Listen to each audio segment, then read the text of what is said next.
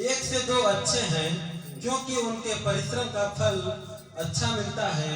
क्योंकि यदि उनमें से एक गिरे तो दूसरा उसको उठाएगा, परंतु हाय उस पर जो अकेला होकर गिरे और उसका उठाने वाला न हो। हालेलुया। आप एक बात बताइए, जब तक लड़का कुंवारा होता है या लड़की कुंवारी होती है, वो उसके ऊपर कोई दखल नहीं देता है।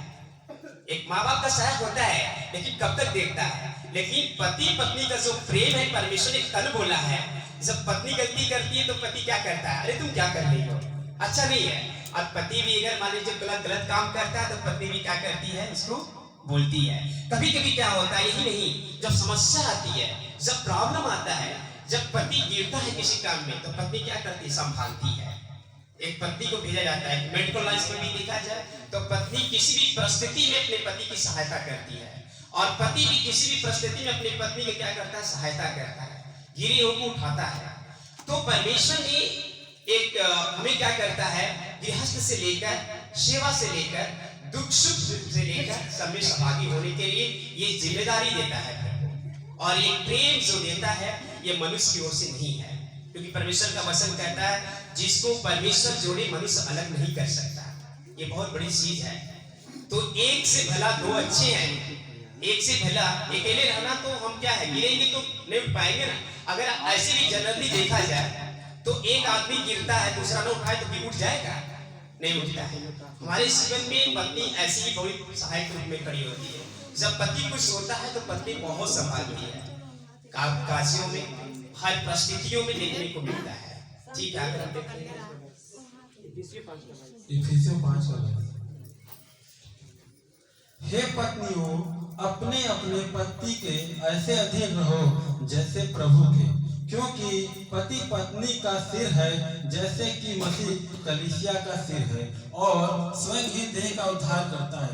पर जैसे कलीसिया मसीह के अधीन है, वैसे ही पत्नियां भी हर बात में अपने अपने पति के अधीन रहे।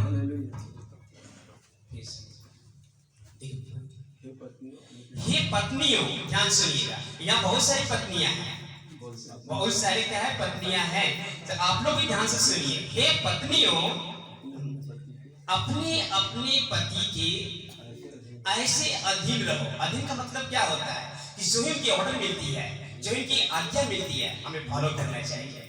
आज के समाज में, सोसाइटी बहुत सारा देखने को मिलता है कि पति कुछ बोलता है, पत्नी बातें नहीं मानती है, बहुत दुख होता है उसको, बहुत ही दुख होता है। परमेश्वर कहता है नहीं, मैंने तुझे जोड़ा है। हे पत्नियों, अपने पति के अधीन रहो। अगर शब्द पर ध्यान देंगे तो एक पत्नी की जिम्मेदारी की बात नहीं की जा रही है, न एक पति की जिम्मेदारी की बात की जा रही है।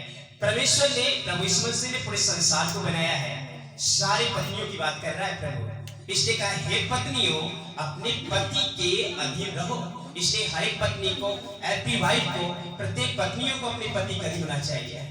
नहीं कि दुख आ गया अपने पति से छोड़ो, क्या है, सुख में साथ ही हो बनते हैं, दुख में छोड़ देते हैं, नहीं।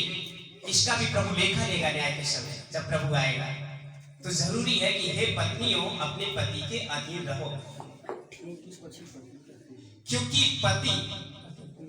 क्योंकि पत्नी पति का सिर है। अब सोचिए, सिर क्या बहुत बड़ी चीज होती है शरीर का। अगर देखा जाए बॉडी पूरे पार्ट में देखा जाए तो head is the important part of the body.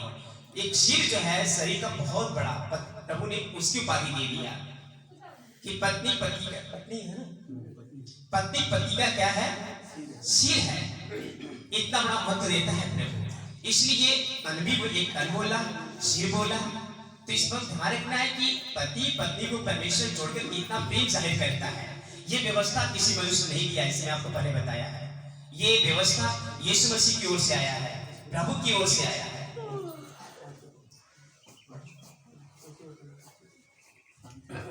हे पतियों, अपनी अपनी पत्नी से प्रेम रखो, जैसा मसीह ने कलीसिया से प्रेम करके अपने आप को उसके लिए दे दिया, कि उसको वचन के द्वारा जल के स्नान से शुद्ध करके पवित्र बनाए, और उसे एक ऐसी तेजस्वी कलीसिया बनाकर अपने पास खड़ी रखे, जिसमें न कोई कलंक, न झुर्री, न कोई ऐसी वस्तु हो, वरन पवित्र और निर्दोष हो।